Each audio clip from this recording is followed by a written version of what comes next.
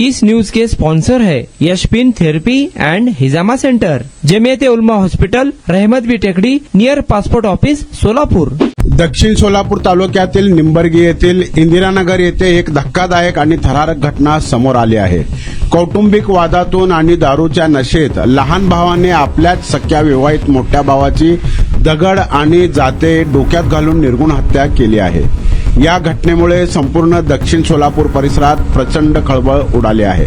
मिळालेल्या माहितीनुसार ही घटना शनिवारी दिनांक 30 मे 2026 रोजी पहाटे 4:30 वाजण्याच्या सुमारास निंबर्गी येथील इंदिरानगर भागात घडली आहे। संशयित आरोपी लहान भाऊ संतोष सूर्यकांत आयवळे वय 36 वर्षे याने दारूच्या नशेत आपल्या विवाहित मोठा भाऊ महंतेश सूर्यकांत आयवळे वय 45 वर्षे यांच्याशी वाद घातला। हा वाद इतका विकोपाला गेला की संतोषने घरात असलेला जड वस्तू आणि दगडाने महंतेश यांच्या डोक्यावर व तोंडावर गंभीर वार केले। एवढ्यावरच न थांबता फरशीच्या तुकड्याने गळा चिरून त्यांना संपवण्याचाही क्रूर प्रयत्न करण्यात आला। या भीषण हल्ल्यात महंतेश यांचा जागीच मृत्यू झाला। विवाहित महंतेश यांच्या अशा अचानक आणि क्रूर हत्येमुळे त्यांच्या कुटुंबावर दुःखाचा डोंगर कोसळला आहे। घटनेची माहिती मिळताच मंद्रुप पोलीस ठाण्याचे पथक तातडीने घटनास्थळी दाखल झाले आहेत।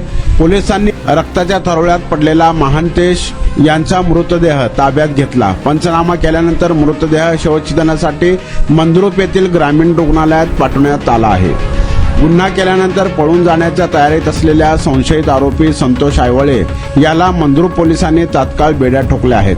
प्राथमिक तपासानुसार हा प्रकार दारूच्या नशेत झालेल्या वादातून घडल्याचे समोर येत आहे।